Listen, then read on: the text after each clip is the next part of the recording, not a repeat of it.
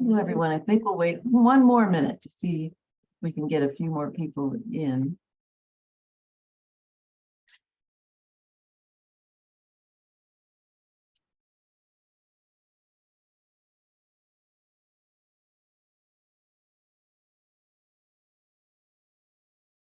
If you feel comfortable introducing yourself in the chat, just your name and where you're from, that'd be great.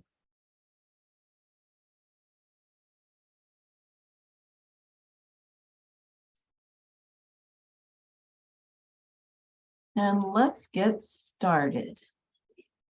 Yes, I believe we will be recording this and posting it. Yes, we will be recording and it will be going to our YouTube, and I will be sending out a link along with an evaluation at the end. Thank you. If you've registered, you'll get the link then. Mm-hmm. So hello and welcome to this learning webinar on structural racism. It's titled Stride Toward Equity, Understanding and Interrupting Structural Racism in Your Jurisdiction in Order to Improve Health. We're glad you can come and grateful to our two presenters today for sharing their time with us. Both of today's presenters have excellent credentials as researchers and scholars in social epidemiology broadly and racism in particular. And they both have also been in the public health workforce. So they know what it's like to do programmatic work and try to make change happen on the ground. Dr. Brigette Davis went to Swarthmore, Yale, and then Harvard, and is now a postdoctoral scholar at the California Preterm Birth Initiative. Along the way, she found time to work for the St. Louis County Department of Health as an epidemiologist. Her recent research has focused on connections between racism and health. Dr. Naomi Thyden went to the University of Tulsa and the University of Minnesota with a 3-year stint as an epidemiologist at the Minnesota Department of Health, working on SUID and sudden death in the young case registries and in family home visiting. She is now a postdoc at the University of Illinois, Chicago. Her recent research has explored connections between racism and educational attainment. And now I will hand it off to Brigette.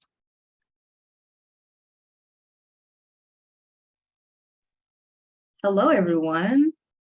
Thank you so much, Dr. Gilbert, for that introduction. I'm so happy to be here and share with you all with my friend and colleague, Dr. Thyden. So there we go. Okay, so we're really happy to share with you all our learning webinar, Stride Towards Equity, Understanding and Interrupting Structural Racism in Your Jurisdiction to Improve Health. Today, we're going to talk very broadly about racism so that we can get sort of a shared definition of what we mean. We're going to talk very specifically about structural racism. And we want us to start thinking about ways that structural racism may be showing up in your jurisdiction, in your community, to impact the health of the people in the communities that you serve. So since this is a webinar, I see there's about 89, so a little bit less than 100 of us here today. We wanted to make it as interactive as possible. So we do have a poll everywhere that we're going to be sort of tapping into a few times over the course of the webinar. So if you're so inclined, you can use your QR code with your phone, or you can sort of copy and paste the link. I guess we can maybe put the link in the chat, and you can access the various polls that we'll have today. And so since there's a little bit too many of us to be able to introduce everyone one by one, we're going to start with a sort of a general poll to see where you all are coming from. So super quick, maybe, let's get it going. Maybe 30 seconds or so, or a minute, to sort of get a sense of the breakdown that we have of folks here today.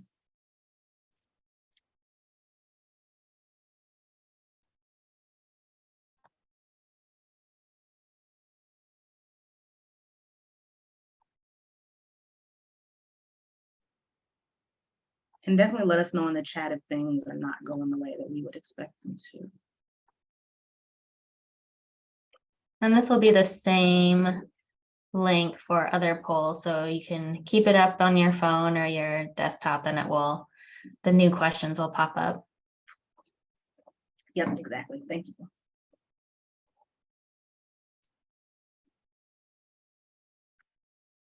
All right, perfect. So things are starting to slow down a bit. So we have a lot of local public health folks, but we've got some representation across all of our categories. So that's really wonderful. Welcome everyone for being here.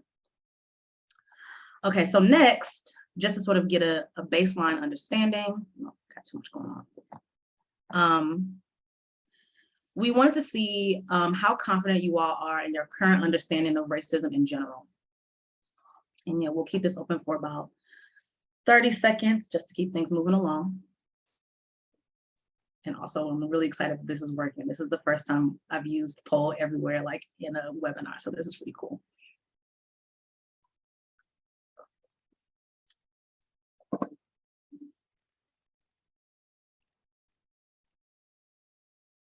Okay, so things have slowed down. That's great. We've got some people are pretty confident. That's good to hear. So we definitely have geared this presentation for sort of like a wide range of people, for folks coming in.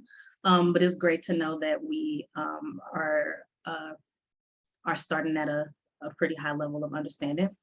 So next we're going to talk about, I guess we're moving on. So how do you feel about how confident you are in your current understanding of structural racism specifically? So again, we've geared this towards sort of a very broad understanding. We're going to start at the basics and move forward from there. But we definitely are hoping that by the end of this, and this is not like an evaluation, this is just to bring us all into this space together, but we're definitely working so that we can all have a pretty common definition to work with moving forward.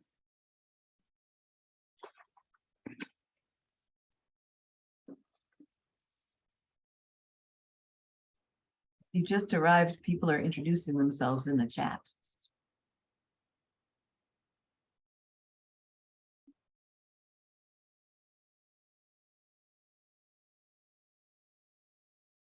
All righty.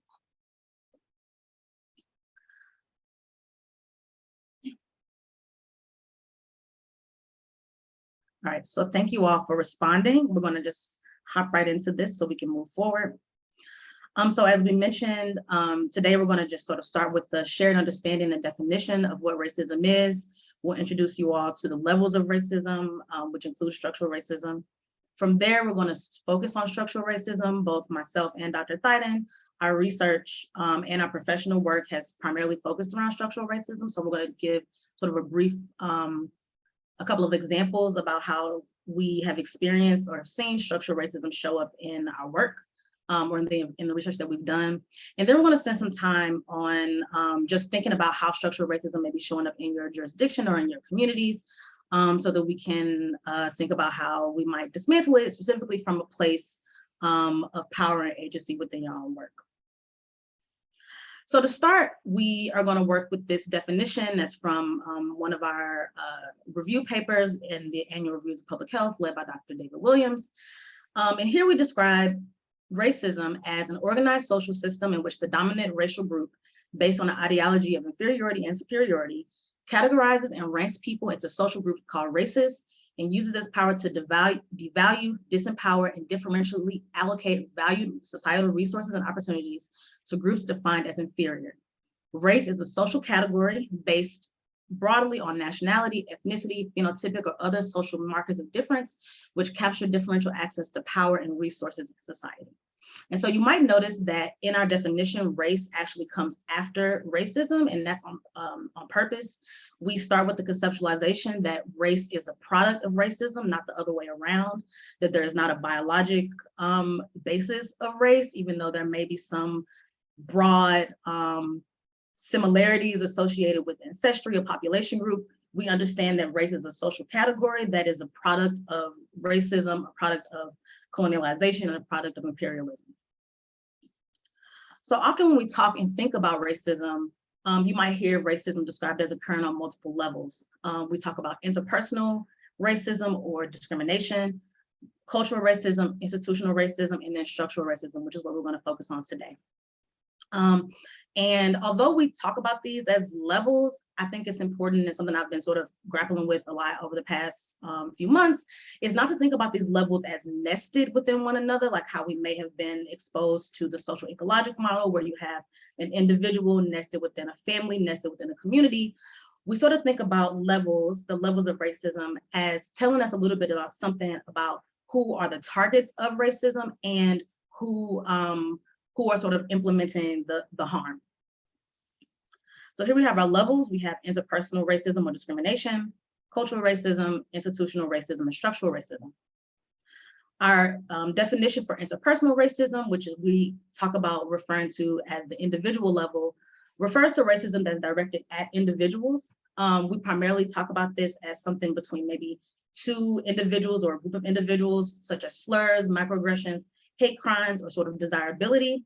But we also think about interpersonal racism or discrimination as occurring between individuals who are perhaps gatekeepers of certain institutions. So we also consider interpersonal racism to be racism that occurs in the workplace. So perhaps you probably have heard of studies where you have identical resumes. One resume has sort of a quote unquote Black sounding name, one has a white sounding name. And although the resumes are identical, those resumes with white sounding names are more likely to be receive callbacks or receive interviews. So that's what we mean when we talk about interpersonal discrimination or interpersonal racism. Next, we have cultural racism. This is the racism that we think about occurring it sort of exists in our culture. It's kind of in our miasma. It refers to images, stereotypes, ideas, and beliefs that sort of exist about certain racial groups, but all racial groups actually, white, Black, Native American, etc., that reinforce this racial hierarchy. Now, the interesting thing about cultural racism is that you don't actually have to learn it. It exists in a way that you can encounter it and come to understand what it means without being specifically taught what it means. So right now, you might hear things about Little Mermaid being cast by a black girl, a Black woman. No one has to say anything specific about her being Black, but they can show Little Mermaid with chicken and watermelons, and people get the idea, right? These are cultural images and beliefs that exist within our culture. It is culturally specific. So it's going to look different in different cultures or in different countries and different areas, what have you. But it exists, and in a way, it reinforces these ideas without necessarily explicitly perhaps using racial slurs or certain language to reinforce this hierarchy. Next, we have the institutional level. So when we think about the institutional level of racism, we tend to think about racism that has become embedded in policies and practices within everyday institutions, such as education or employment or bank systems. And the thing that's very unique about institutional racism that sets it apart from interpersonal racism is that there doesn't actually need to be an individual there who's reinforcing a racial stereotype. So for instance, an institution may, in the process of hiring, have like a point system, and the point system allocates higher points to going to a private school versus a public school, which when everything shakes out, ends up with the institution or the employer interviewing more white individuals than, for instance, Black individuals. Now, they're not saying specifically we're going to interview Black versus or more white versus Black individuals, but because we know that racism sort of exists inherently in the education system, they don't have to. That by embedding this, and then also it doesn't matter if the individual, the hiring manager, for instance, holds any specific animus towards non-white people, because it's built within the policy, the racial hierarchy will be reinforced even without an individual doing so. And then finally, in the structural racism level, which is where both my and Dr. Thyden's work sort of resides, what we're talking about is the interactions between institutions and policies and practices that link across domains, so that even if you address racism in one category, in one domain, in one institution, the structure is actually rigid enough that you still manage to see disparities across these different levels because the structure itself is so rigid. So one of the examples that one of my colleagues, Dr. Brittany Butler, talks about a lot is the connection between property value and educational funding. So we know that because of segregation, because of racism in funding, in banks providing mortgages, and racism in the appraisal process, that property values in Black neighborhoods are typically undervalued. And if you have in a situation, which is actually the case for most places in public schools, where the amount of funding comes specifically from the property values, you see a linkage between the housing market and the educational quality such that you can't disentangle them. So even if you address perhaps racism within the educational system, Black children being more likely to be suspended, addressing some of the racism that may occur in the classroom, you're still going to see this rigid structure between the amount of funding that goes into Black schools versus white schools because of this connection. So again, structural racism has to do with the connections. It gets to be a little bit more macro and esoteric, and it also makes it a little bit harder to study. Also, when it comes to the levels of racism, I think it's important to realize that these, again, it's not necessarily a hierarchy, they're actually happening simultaneously. There's some people who would argue that cultural racism is actually at the top of our sort of level of racism because it is the culture, it is the history and our shared understanding of the racial hierarchy that allows structural and institutional racism to take place. And also, which it may or may not be as useful, I think it's more, this comes up a little bit more when actually designing a study around how to measure what racism is. But it's important to realize, again, that this is not, one can't be a confounder of another. I heard this thing recently where someone was like, structural racism is confounding the relationship between discrimination and an outcome. That's not the case. Anybody who's ever experienced racism will be like, that's not how that works. It's all happening simultaneously. When it comes to sort of the academic publications around racism, they primarily focused on discrimination, mostly because it sort of lends itself very well to surveys and sort of self-reported instances or those audit studies, such as like the resume studies. But there is a growing body of work, including the work that I'm really interested in, and how do we measure other levels of structural racism? How do we capture them in our studies? And then, of course, with the ultimate goal being to understand how do we dismantle it to ultimately address health disparities in our communities. So again, this is a reinforcement. I'm really hammering it home, so I think it's important. These levels of racism are reinforcing one another. They're happening simultaneously. Interpersonal racism is creating an environment where institutional racism can exist. Cultural racism is also creating an environment. So these things are happening simultaneously. When we're thinking about how we measure it or how we want to think about it, it's really about what you want to capture. It may be the case that because of your personal interest or because of the institution or the domain in which you're working in, it may make sense that you primarily focus on interpersonal discrimination, or it may make sense to, if you, for instance, in the criminal legal system, you might want to focus on institutional racism. It's all a choice. Our work is primarily focused on structural racism. Again, I think this part, that structural racism tends to be the part that I think is a little bit harder to grasp, and it's certainly the hardest part to measure. But I think it's also the most interesting part, because once we learn how to disentangle these institutions, that's where we're going to start to see really lasting change, because it's the most upstream of the levels. So I have a quick example, and then I'm gonna promise I'm gonna wrap it up. So here's an example of sort of the levels or the machinations of racism within, I'm gonna argue, like a health services setting. So here we have our interpersonal racism category. We have Dr. A. Dr. A has a Black patient, Mrs. B, and they believe that Mrs. B is not gonna adhere to their medication protocol. And so Dr. A chooses to prescribe treatment B to Mrs. B, to, I guess, like treatment 2, because perhaps maybe it's 1 pill a day instead of 2 pills a day. And since they believe that Mrs. B is not going to be adherent, they're going to create, or they're going to use this particular treatment, even though perhaps it's not necessarily as effective, but they think that they'll be more likely to adhere to the protocol.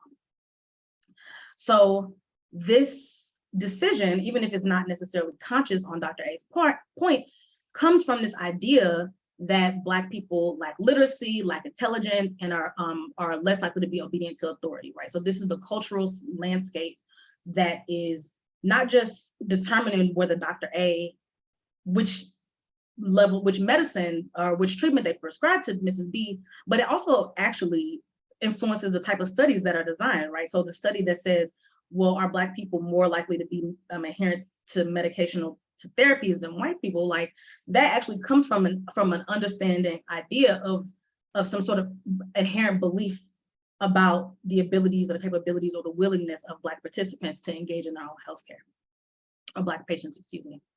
At our institutional level, let's say Mrs. B works at a job where work hours are precarious, and it's the case in this particular, this employer requires a certain amount of hours to qualify for insurance. In these situations, most workers don't get to choose their hours are assigned to them. And so there's been a time where Mrs. B has not been adherent because there was a lapse in her medication.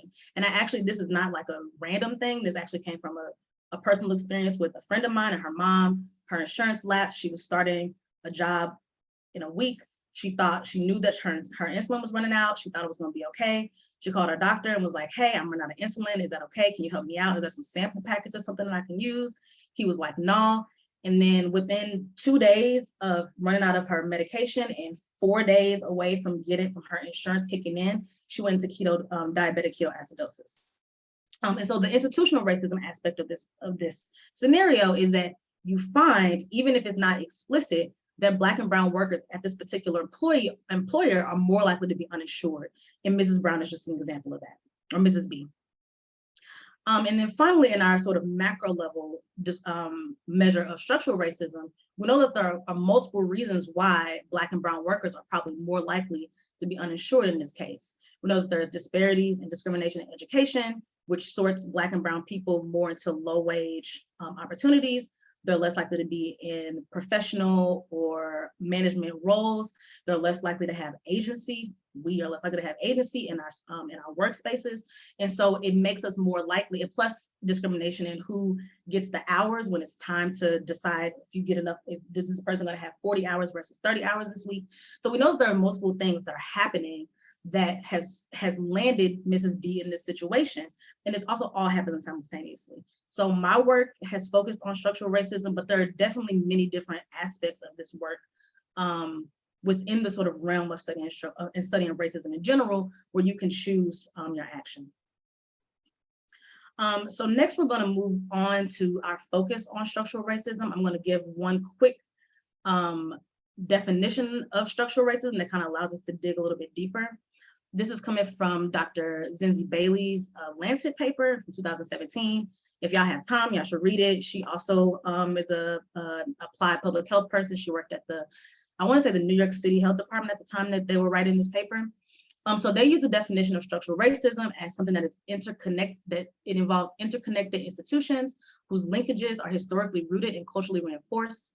It refers to the totality of ways in which societies foster racial discrimination through mutually enforcing and inequitable systems, as we mentioned before, housing, education, employment, earnings, benefits, that in turn reinforce discriminatory beliefs, values, and the distribution of resources, which together affect the risk of adverse health outcomes. And this particular definition, to me, highlights that the importance of policy. Again, we tend to think about the policies and practices that are embedded in institutions and the linkages across these institutions, which are decisions that people make. They didn't just come out of nowhere. They're not passive things. These are active things. They're reinforcing themselves constantly. But it's a reminder that policy is very local. Yes, there's federal policy that creates these things, but even the decisions on how best to implement certain policies and practices tends to happen at a local level. So this means that the manifestations of structural racism may vary across location. It means that depending on where you live, the racial groups that are most impacted by these decisions are going to vary. Structural racism is going to look very different in St. Louis than it does in Arizona or Texas or New York City or California, even though I promise you it's always there. The institutions involved may vary, but it's also a reminder that we as individuals who are residents in the places that we live and work, and the residents themselves are experts on how structural racism is manifesting in your area. And so since we as public health practitioners also exist in this world where we have a shared environmental space, social and physical environment, it means that we're the people who know best about what's going on, and then also the actions and the actors that can be changed and addressed to be able to dismantle structural racism for the health of our communities. So that brings me to this example, which I think is kind of a generic example, but it's one of the first experiences that I had in St. Louis County when I was sort of a brand new epidemiologist. I just moved home. I'm from St. Louis. I just moved home. I was like, yes, I'm about to be applying all these things that I know. And this was one of the first experience, maybe within the first few months of joining the team as an epidemiologist. So here we have Elmwood Park, and Elmwood Park is currently a predominantly Black unincorporated area in North St. Louis County. These are pictures from Elmwood Park. These pictures come from Colin Gordon, Citizen Brown, Race, Democracy, and Inequality in the St. Louis suburbs. So I'm gonna give a brief history of Elmwood Park and then I'll wrap it all up. So Elmwood Park, the original inhabitants of Elmwood Park were Kickapoo, Osage, Ogatspa, and other Native peoples who were forcibly removed from their land through deceit and violence. Over the next, and by French colonizers specifically, obviously, because it didn't happen just out of nowhere. This is an action done by individual and individuals. And then this area that has become to be known as Elmwood Park was actually settled by formerly enslaved Black folks. So Missouri, through the Missouri Compromise, is a slave state. So there were surrounding agricultural areas outside of the St. Louis area. And in the 1890s, formerly enslaved Black folks moved into the St. Louis area and settled at Elmwood Park. Now, as Elmwood Park started to establish itself, other white communities were also establishing themselves around St. Louis County because of racism built into who is allowed to formalize their neighborhoods. We saw the incorporation of multiple municipalities around these areas, including Olivet, and Overland and other municipalities. And as they formalized their space, they created local government, they created policies, they started annexing land from Elmwood Park. Now, Elmwood Park cannot become incorporated because it is settled by Black folks, and Black folks don't have the rights to incorporate their areas at the time.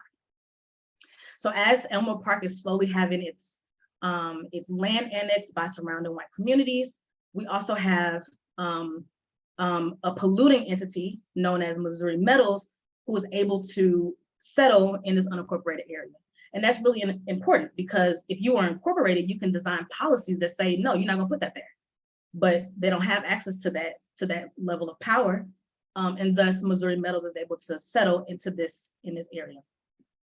So at some point, we know at least by 1988, Missouri Metals has dumped toxic chemicals into the ground near Elmwood Park. It's leached into the groundwater. And we know that these chemicals are known carcinogens, specifically trichloroethylene. Now, trichloroethylene is a known carcinogen. It's also cardiotoxic. And around 1998, the site becomes sort of public knowledge and is deemed a Superfund site. So that means that now there's governmental interests and entities involved in the remediation of this environmental harm. About 15 years later, St. Louis County Department of Health conducts an analysis to determine if this known carcinogen, this known cardiotoxin has affected the health of the people of Elmwood Park.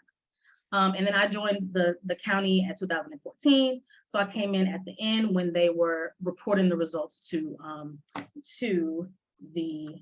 the residents of Elmwood Park. And so we go to this community meeting. It's predominantly Black elders who've lived there for decades. And the results are not what people want to hear. What they found in this analysis, which I was not involved in, is that there are higher rates of heart disease. There are no indication of higher rates of cancers, but there were higher rates of heart disease. But once they compared the rates of heart disease of the Black folks to other Black people in St. Louis and Missouri, it's not that high. And they say that, well, there's high rates of obesity in this community, there are high rates of smoking. And so therefore, we don't think that this known cardiotoxin is associated with the higher rates of heart disease in your community. One person in the crowd kind of looks at the report and she's like, I don't know, it doesn't seem like y'all talked to enough people to be able to make this assessment. And the health director at the time responded, well, when we came by, you should have opened your doors. Pretty much saying that if you had something to say, you should have been there. At this point, I'm pretty depressed. But moving beyond this, there's an elder in the community. She's talking about how she has been growing her own food and eating her own food. Her son has kidney disease at the age of 20, and she just wants to know what she's going to do about it. At this point, she's like, I'm ready to go, but I can't go because her house is currently listed at $10,000. So we think about what it means to be a homeowner in the United States. This is an investment, something that you expect to appreciate over time, but due to reasons unrelated to her at all, her home is depreciated to the point of it not being worth anything at all. So even if she wanted to move, she can't. I cried the entire way home.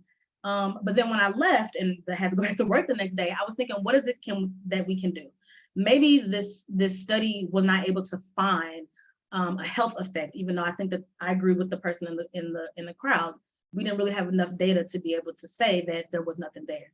But perhaps that's outside of our purview. But there were so many other things happening in this community that is affecting the health of these people. Surely there's something else we could do.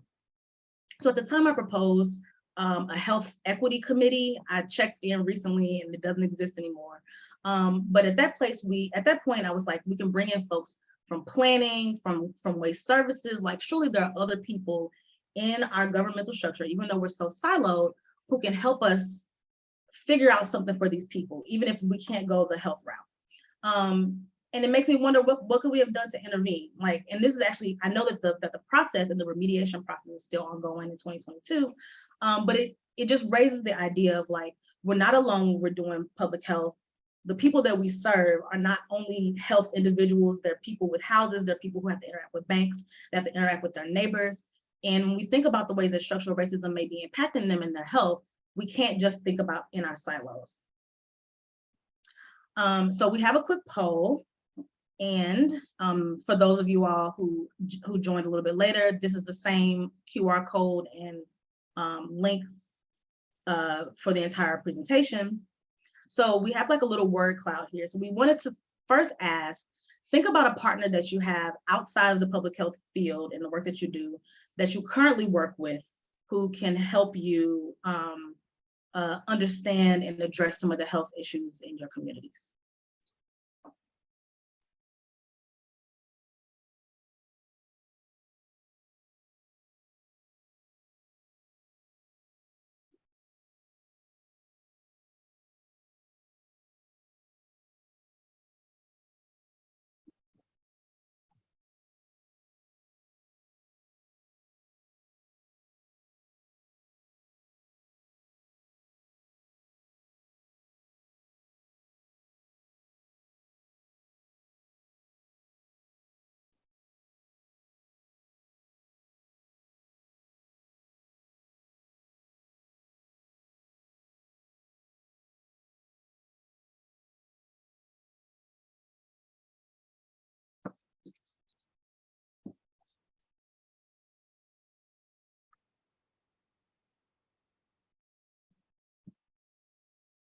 Oh, thanks y'all for engaging.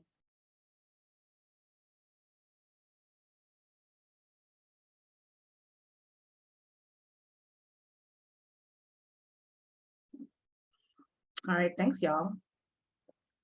So next we're gonna move on. You guys can still add to this particular poll as well, it'll still be there. But now we wanna ask, what are some places that are outside of public health that you don't have connections with yet, but you think might be useful moving forward in terms of thinking about addressing the many institutions and the structural factors that may be influencing the health of your communities?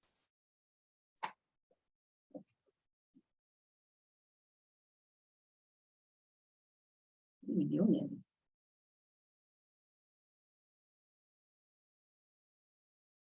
Fraternity's nice.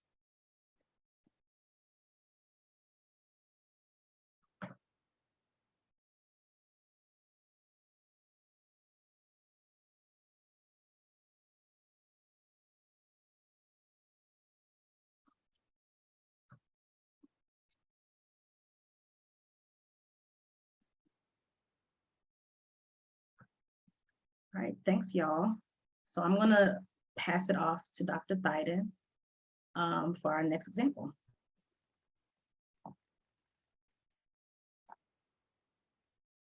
Thank you, Dr. Davis.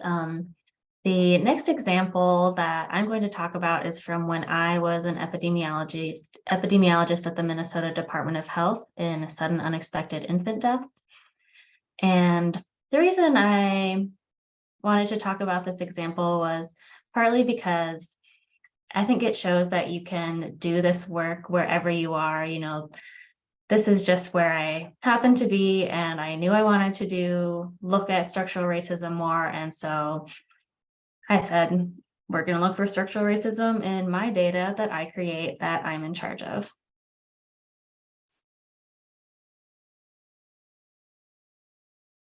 So just a little background on sudden unexpected infant deaths. Every year, about 3,500 infants die suddenly and unexpectedly.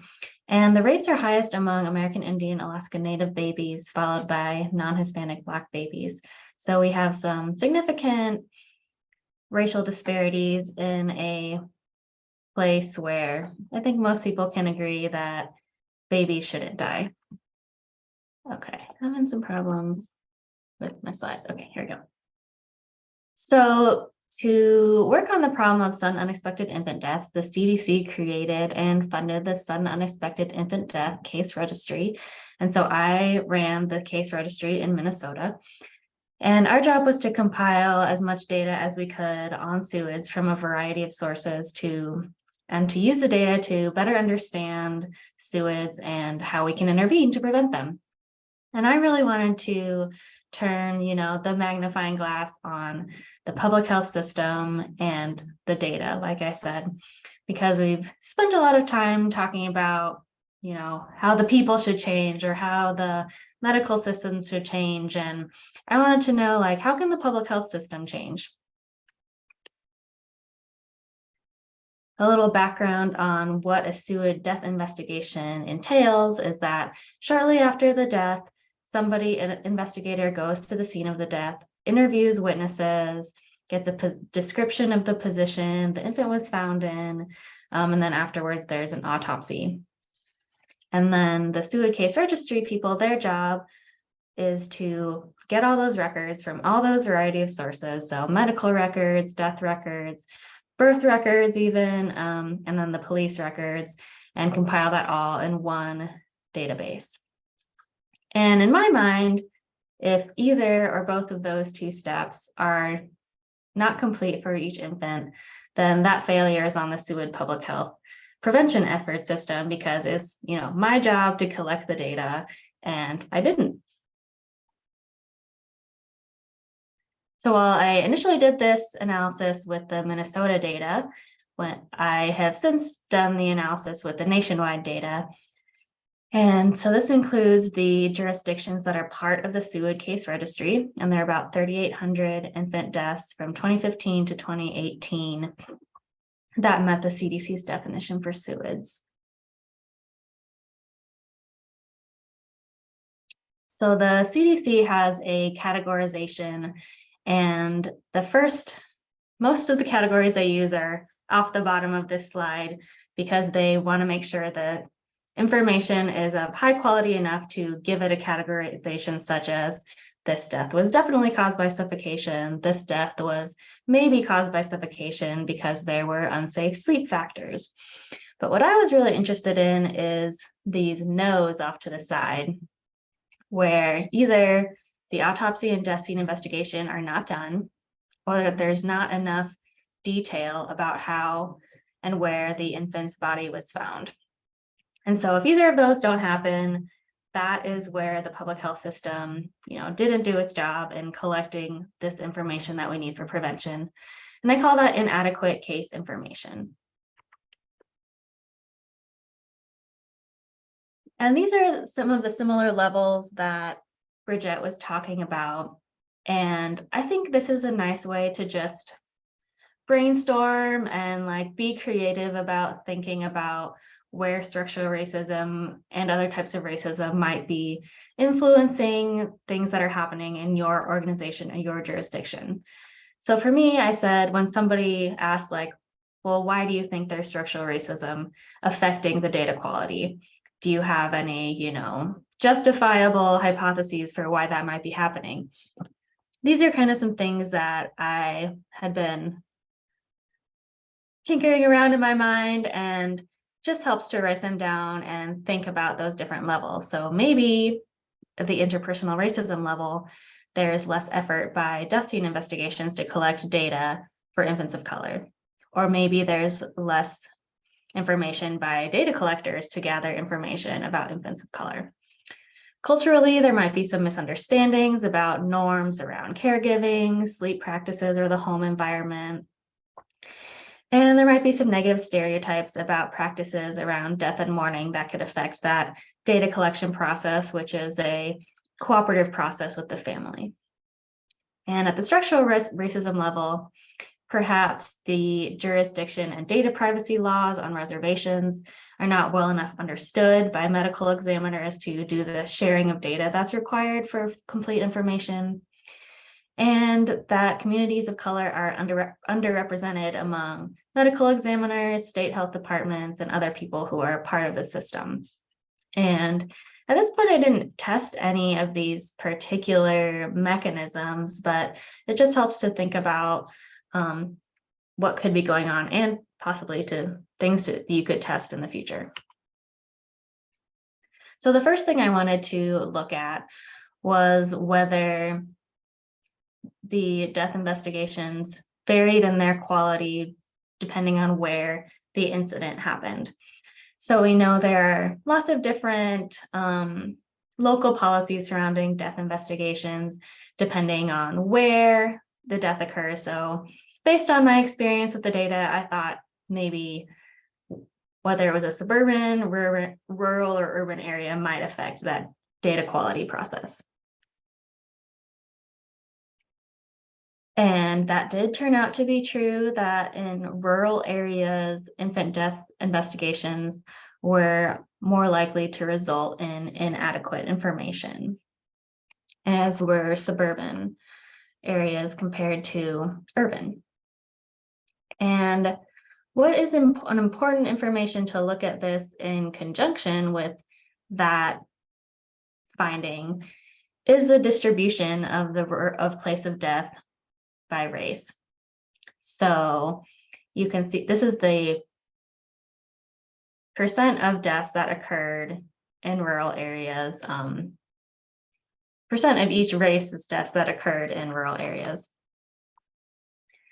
And so here we see that the Native American, American Indian, Alaska Native deaths had the highest number of deaths out of their race group that happened in rural areas. So pairing that information with this other side of the slide, where those are the types of the areas where deaths are least likely to be investigated well, is a really important connection to make. Next, I looked at what type of agency did the death scene investigation. So in urban areas, often it is a medical examiner's office who is doing the investigations, but in other areas, it's a law enforcement who is leading that investigation because there aren't trained medical examiner investigators to do that. And there are also coroners who end up doing that process. And law enforcement is just generally not trained in that public health mindset of looking for prevention. They are more trained to be looking at, just treating families as suspects almost. So not surprisingly, we found that in cases that were investigated only by law enforcement were much more likely to result in inadequate information for the data system. And similarly to the previous analysis, the Native American infants were much more likely to be investigated by law enforcement only than any other race group. And if you remember, the American Indian, Alaska Native groups are also the highest SUID infant death rates. So we have this combination of we're collecting the least quality information on the group that we need to know the most about. So our conclusions from this project were that infant death scene investigations are less likely to produce complete information when they're in rural areas and when they're performed by only law enforcement. And particularly concerning is that American Indian and Alaska Native babies are more likely to be investigated in those ways. And by coupling those two pieces of information, we get a clearer picture of how these systems work to propagate health inequities. Okay. And some lessons that I learned through that is that it is plausible and important to assess bias in our own public health data systems, and that health equity work can be done from any position, and especially any public health position. And the more local the data, the more people will be compelled to act. So if you have this data that's specific to your state or specific to your locality, that's when people are really gonna kind of the light bulb really goes off in their heads.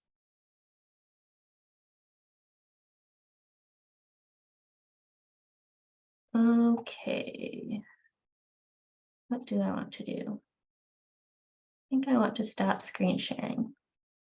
Can you unshare me, Brigette? I don't know if I can. Yeah, thank you. Okay, so we are going to send you into small groups and to talk about sort of hoping you've been thinking about your own areas as Brigette and I talked about these examples from our work. And let's see. How did I delete that? Will you, sorry, I didn't, oh, Brigette put it in the chat, way ahead of me. Okay, so in the chat, we have how might structural racism be contributing to racial health inequity in your community or area of interest? And come up with an example and try to focus on actions and actors that your agency has influence over. So you could start doing this work plausibly. Okay, so we are going to 70 divided by 3. What's that like? It's about 25 breakout rooms. That sounds right. Okay, so introduce yourselves, brainstorm together about structural racism or how other levels of racism might be. And I think the prompt should stay with you in your breakout rooms. I think so too. All right, I'm creating them now. Oh, okay.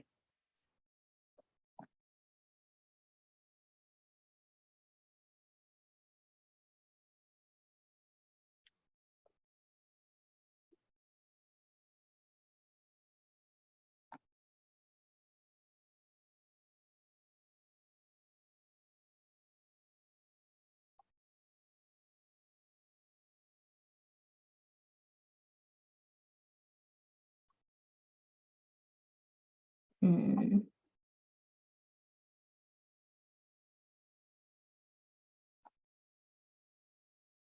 I'm going to start moving people who are alone into other rooms. Good idea.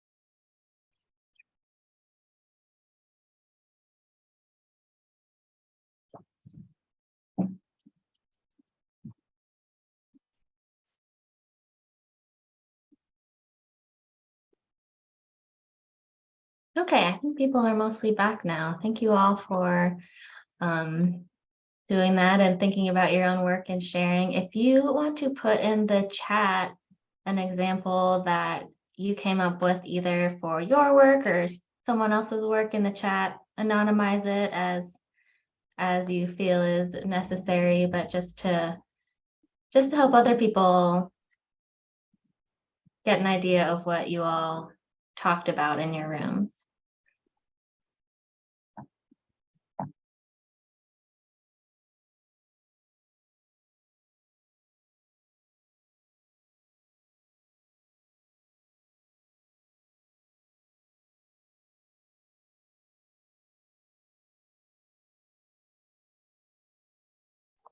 Is anyone able to, or available to share, or does it matter?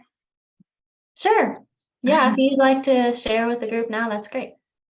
Okay, my name is Candace, and I jumped into the room with two other individuals, and my background is in maternal mental health screening practices and looking for equity among that. And so I was just able to share some of my research and also just how a lot of the current tools that we use are not made for diverse populations oftentimes. And so we see a lot of inequities within minority populations getting screened. And so just what would that look like actually having more culturally competent screening tools for individuals? And that's what my dissertation work is focusing on. So I was able to kind of share and connect that way. So hopefully within the future, we'll be able to have better tools that can be validated and used in these populations to help more Black women is what my work's based on, but more minority women be able to get the proper screening and care that they need for mental health during the pregnancy and postpartum periods. Great, thank you. Anybody else who'd like to share something their group discussed?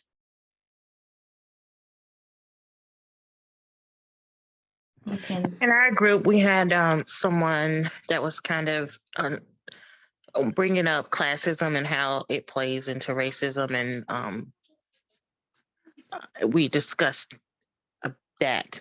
That took up the whole time. We had differing opinions on where that all falls into it, but that's what our discussion was. Right, because we know that class is unequally distributed by race. So if you have a policy that is discriminating against a lower socioeconomic class, that is also going to discriminate against communities of color. At the same time, we know that racial health disparities persist regardless of class. So within the same class, we know that there are still racial disparities. Did you have something to add, Brigette? No. Okay.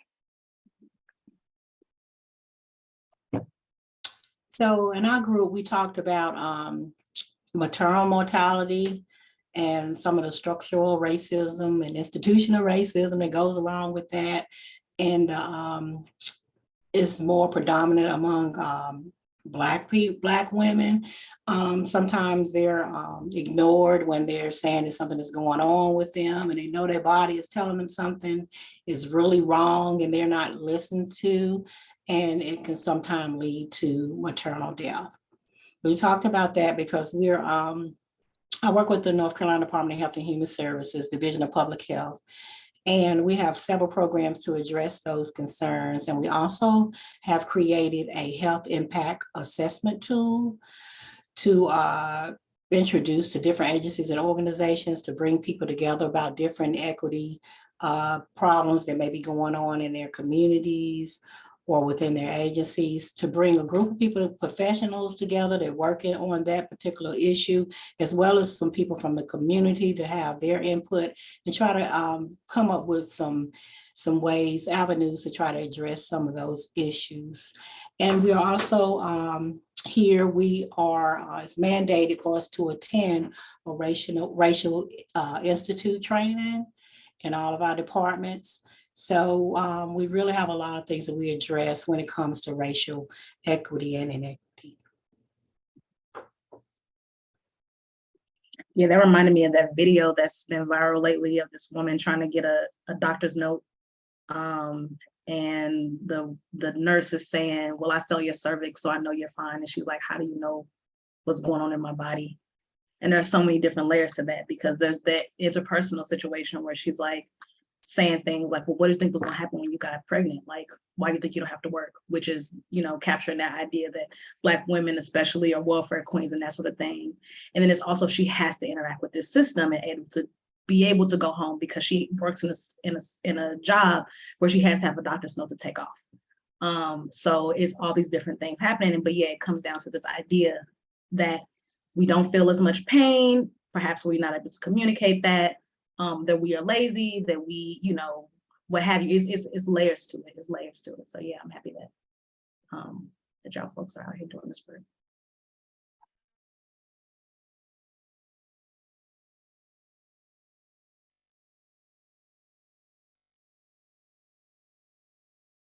Do Daphne or Dominique want to talk about more about what they said in the chat here about clients advocating?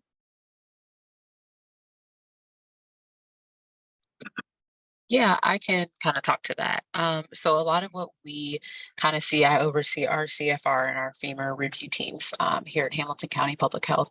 And so what we were talking about, Daphne and I, was very similar in that a lot of times the moms or families don't feel like they're being heard by their care team, or they don't feel like their care team is taking their concerns seriously.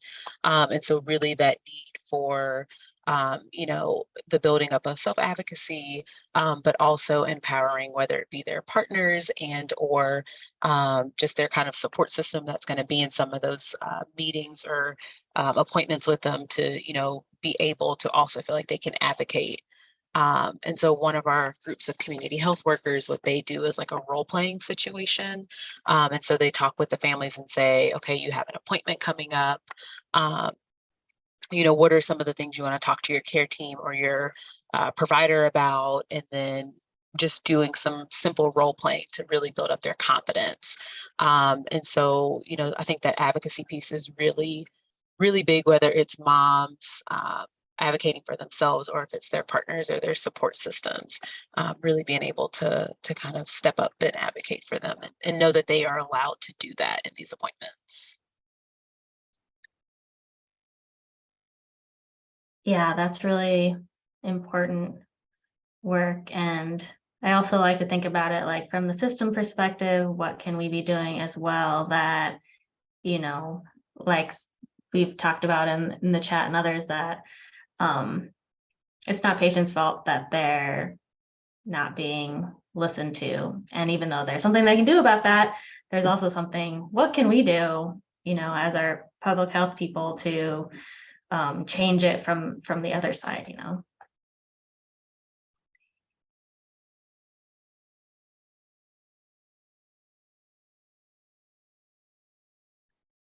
Anybody else who will share from their group?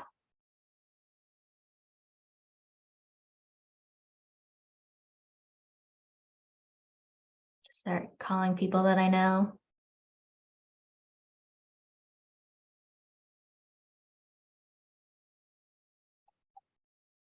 Did anybody talk about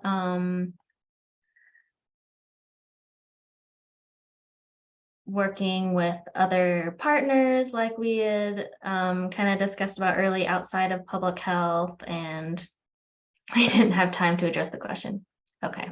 Yeah, that's on me. I think I accidentally put a timer on the breakout groups, and that was not on purpose. So we have time to talk about it here if y'all feel comfortable with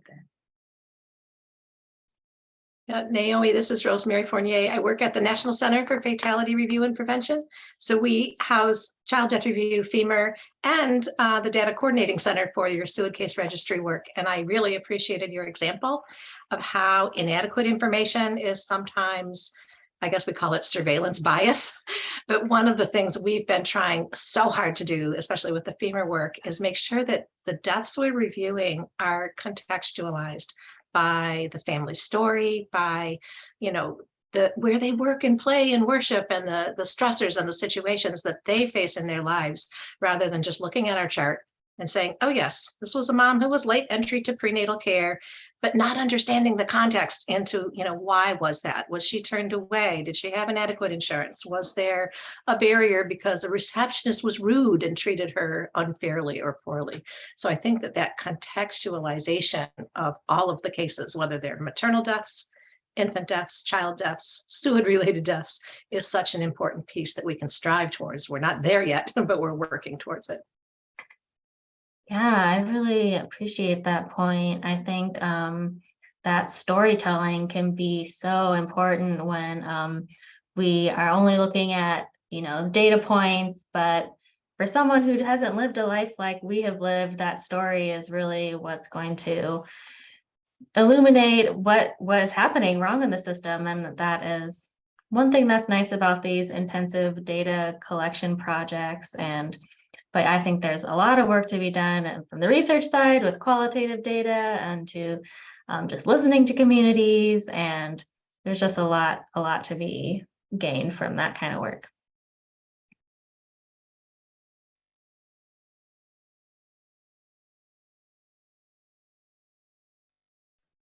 Anybody from nonprofits who talked about how this might happen in their work?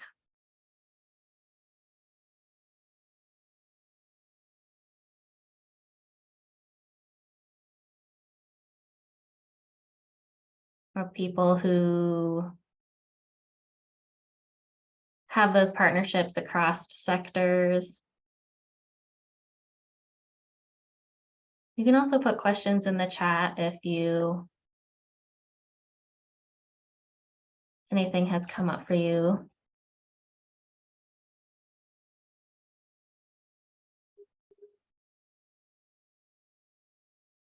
Also one thing that Naomi and I were talking about that we didn't know if we would get a chance to get to today was how do people feel as if the organization or the agency where they're working either is committed to addressing structural racism within the realm of power that they have, or if they have the capacity to do so.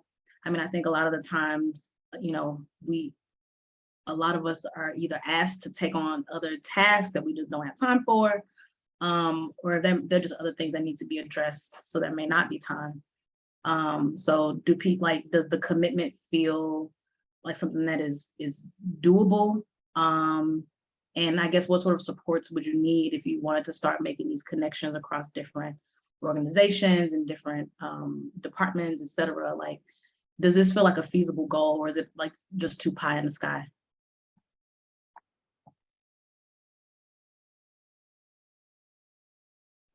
I'll speak a little bit to that. So with the Baltimore City Health Department, we actually have an equity committee, and it's a committee that where we have several individuals or representatives from many of the programs or bureaus within the health department, and they talk about these systemic issues that we have going on in Baltimore City. And in addition to that, the Bureau of Maternal and maternal and child health. I'm sorry, I talked about my own program, but maternal and child health.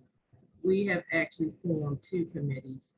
One is called, please forgive me, it's more white something racism, and then there's a Black caucus that we meet periodically, and we talk about the different things that we can do to actually address these issues. And then right now, we're actually, the group is actually reading The Black Butterfly.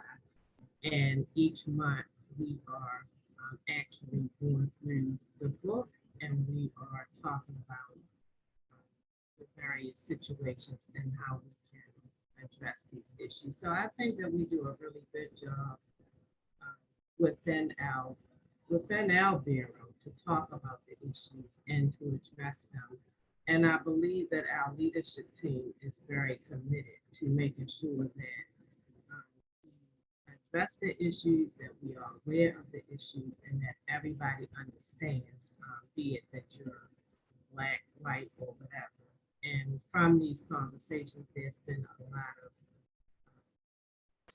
individuals that have come out to say things like, wow, I really didn't know, I didn't understand. And now that they understand, they're on board trying to help to improve these situations within their programs and throughout the city as it relates to the various partners that we have.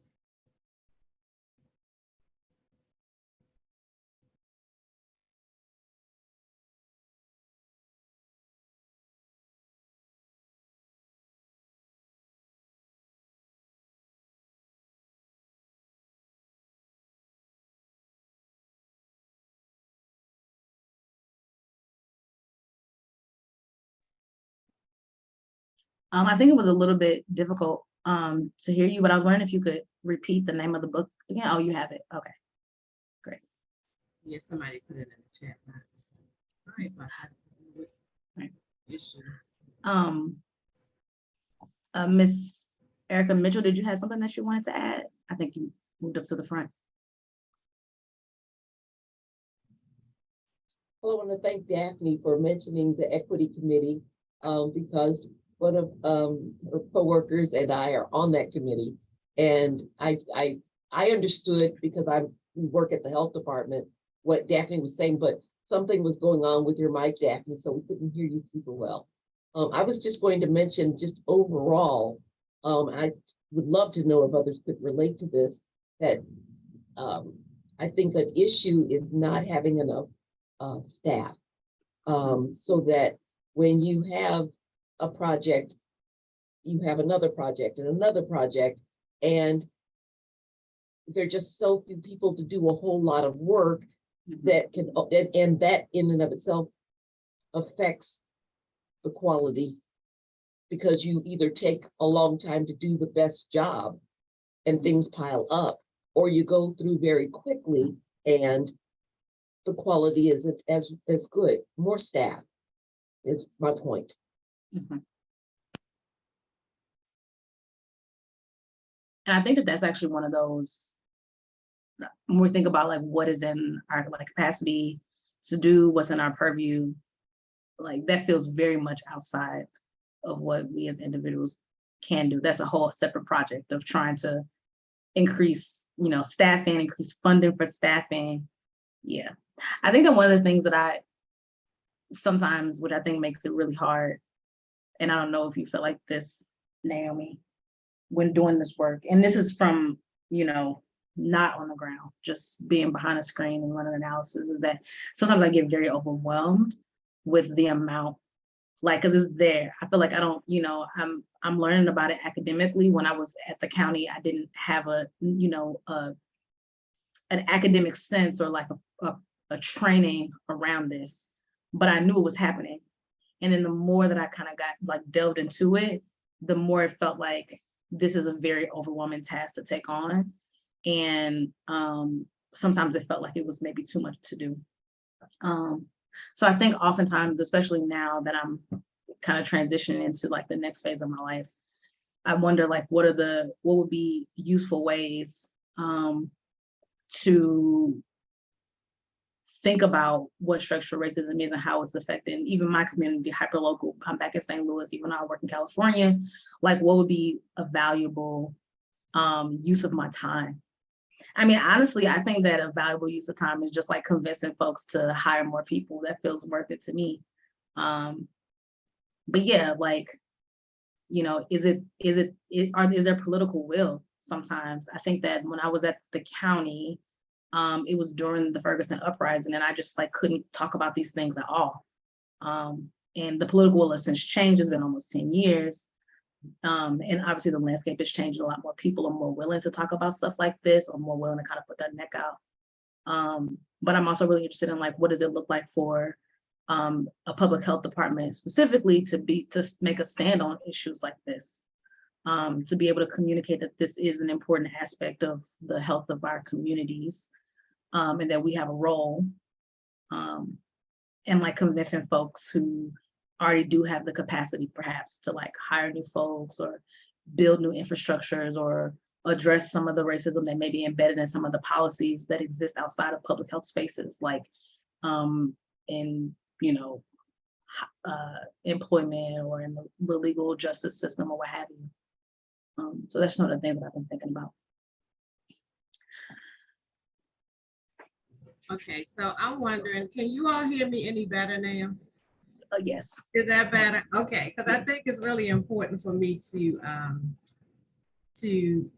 speak again. So within the health department, and I'm gonna go a little bit further than that, the city of Baltimore, our mayor has even created a position where someone is working on capacity, but within the Baltimore City Health Department, as Erica was saying, we have an equity committee and they address all of the things that you just spoke about, Bridget, where it talks about equity as it relates to jobs and as it relates to individuals being placed in various positions and et cetera, et cetera. So that committee has been working on those issues probably for about 2 years now, if I'm correct.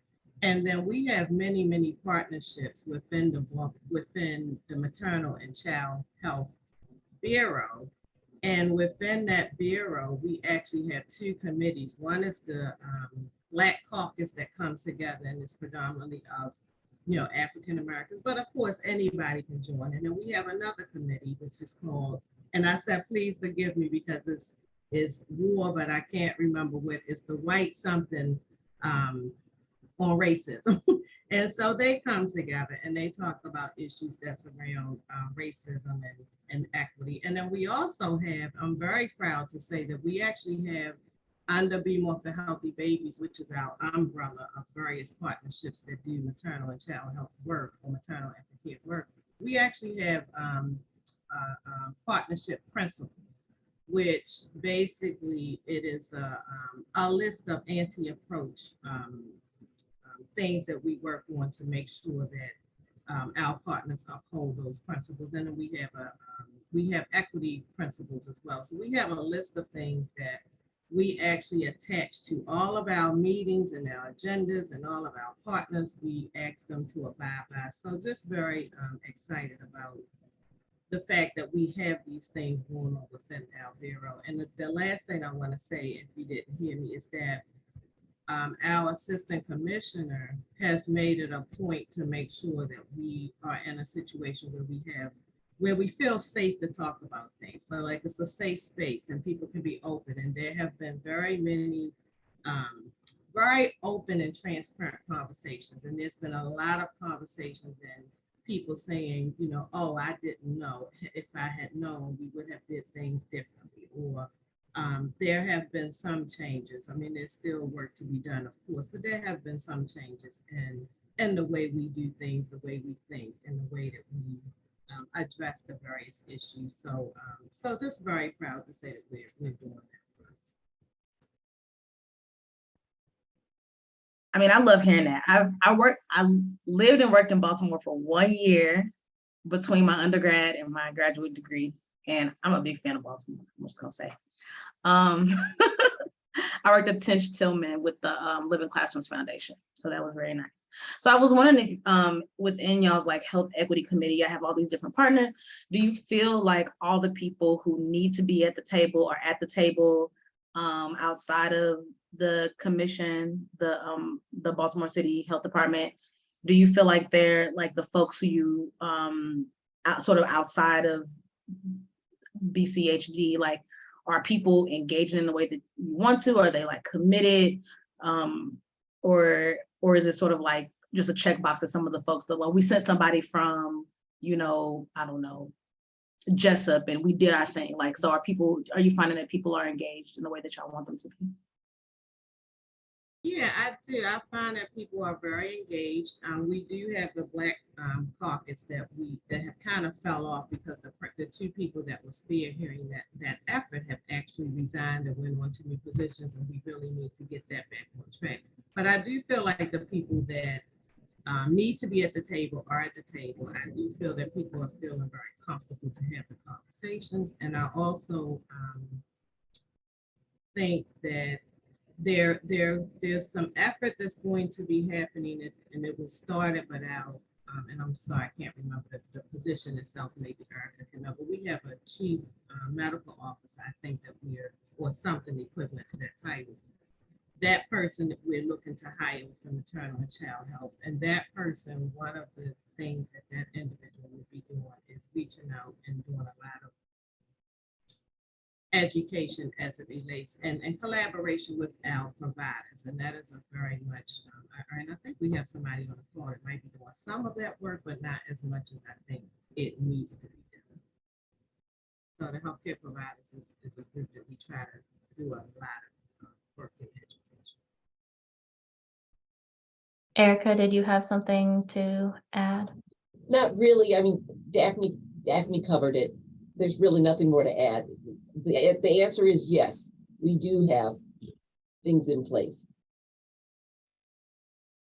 I really love the idea of a Black caucus. I know a lot of times you pull the community groups together and you have like one person to represent this community and one person to represent this community, and that is such a hard position to be in. But if you have that space, how do you are those folks compensated? Like how has that been working for you? Those individuals are not compensated. These are individuals that are already within the Female for Healthy Babies partnership under the umbrella of many, many partners that we have.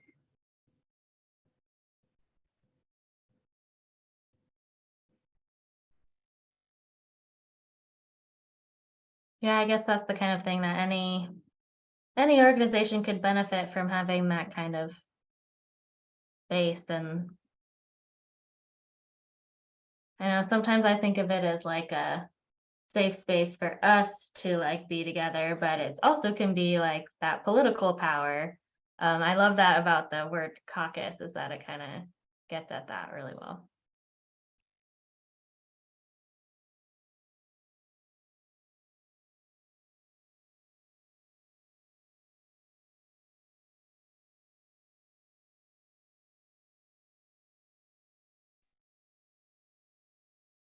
Feel free to raise your hand or unmute if anything else you want to talk about in your work, or any questions you have for anyone else who's spoken.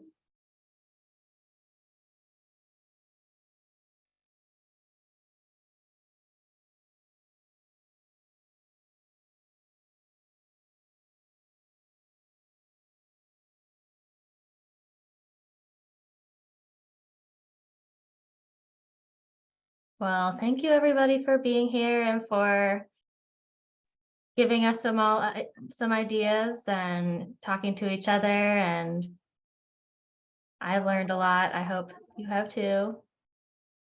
Thank you very much, both Naomi. You did it. You guys did a great job. You guys did a great job. Thank you so much for having us, And for sticking around and engaging with us. We really Yeah. appreciate it. I have a lot Yeah. to think about, and I'm also feeling inspired. Mhm.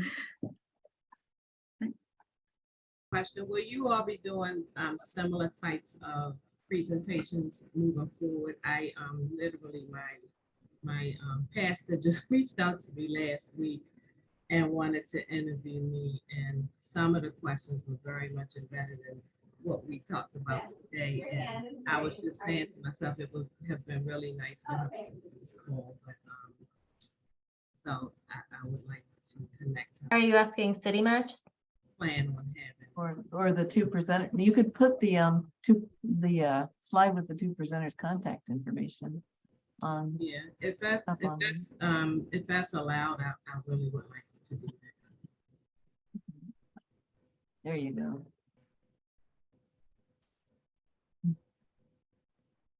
But City Match does have an ongoing webinar, but we won't have Brigette and Naomi back anytime soon. I mean, although we'd like, maybe we should. Never put out anything good. Anyway, thank you all for coming, and we will close, and everyone who was registered will get a link to this recording. And you have the contact information here in case you have further questions or want to follow these folks as they put out their work into the world. And I think we'll close now. All right, thank you, everyone. Have a good rest of your day.